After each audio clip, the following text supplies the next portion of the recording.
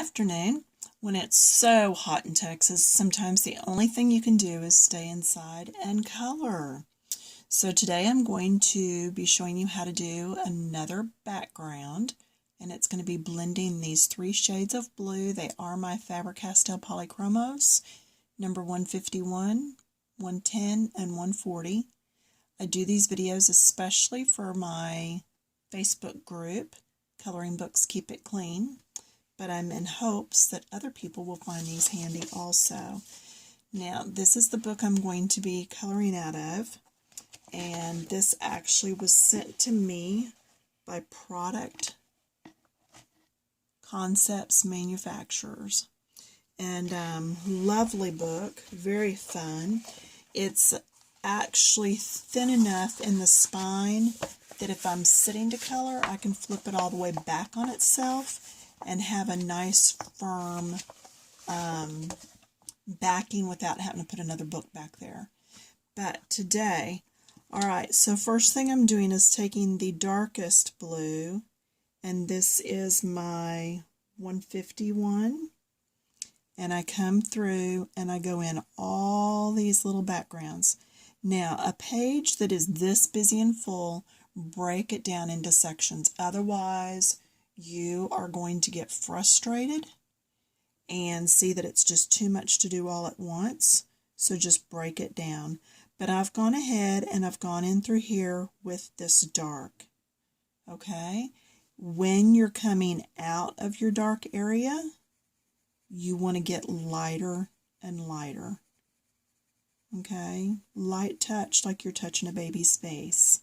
Okay? Very light. And then just very careful when you're going around all these little areas, and know that as tedious as this is, it will get easier as you get out to those middle areas. So now I'm going to do the lighter, getting lighter as I come out.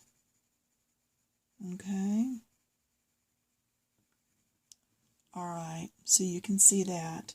Now I'm going to go to my lightest color, and this is the number 140. And I've already done here with it, and I'm keeping it pretty light. And sometimes I go in little ovals, and sometimes you'll actually see me go in just straight lines, and it really, I guess it depends on my mood and what I'm coloring. Alright, see how I'm going up almost next to that dark color that I've already done. Okay, I'm even going to go ahead and put some in here. And if you go into that other color, no big deal. Alright, I'm not going to do a great deal of this right now because I want to show you the actually blending. So the darkest color, the lightest color.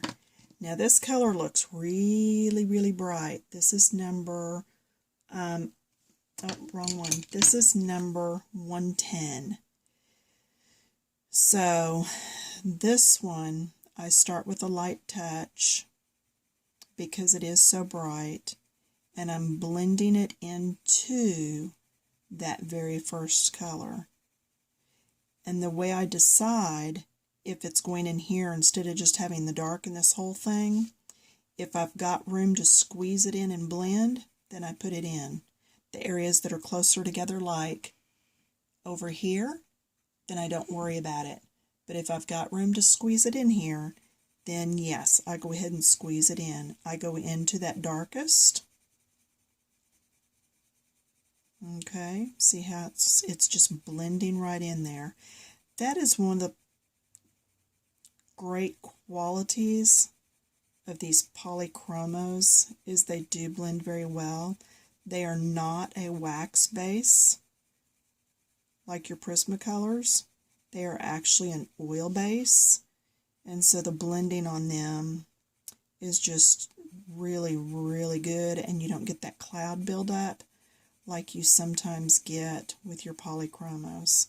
Now I'm going real light as I go over into this, and it's still not blending real good, but that's okay. I'm gonna show you how to fix that. Tell you, it's so hot here in Texas right now. I'm working on a plastic painting mat because I have the craft mat on my work surface. When I lift my arm up, my arm's just kind of stuck to it. It's just so hot and humid, even inside. So, like I said, sometimes all you can do is sit back and spend a day with your feet up. Alright, so now I've come out with that. And it did blend into the dark. Okay, it blended in there fairly well. But now what I will do is take my lightest shade, which is my 140, I believe. Double checking, yes. And I will come back in and I will come through and do all of it. And what this does is just really helps it to all blend together nicely.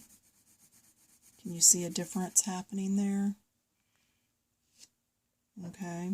So by going over the top with the lightest color, this even when you're doing leaves or whatever, if you'll come back in with your lightest color and go over all of it fairly lightly, it will just help to finish blending those colors.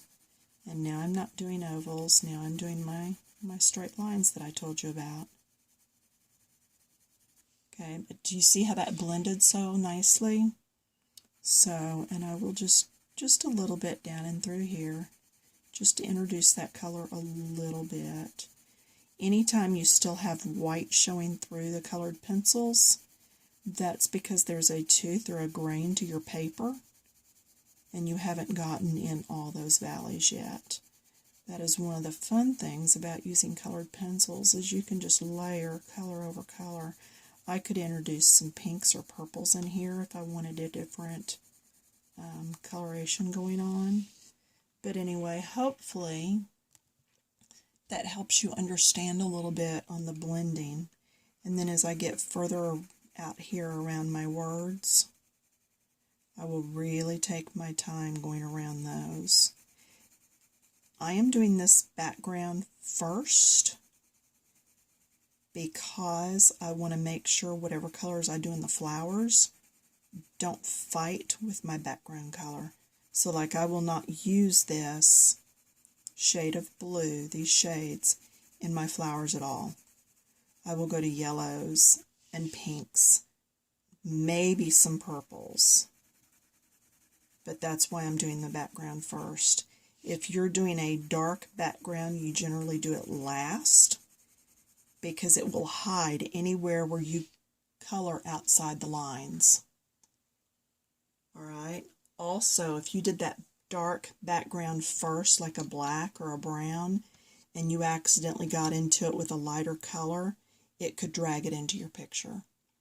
Alright, stay tuned. Next video up is going to be how to make this rounded edge look so rounded. See, this side's flat?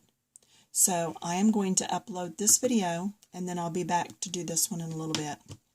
Alright, see you in a bit.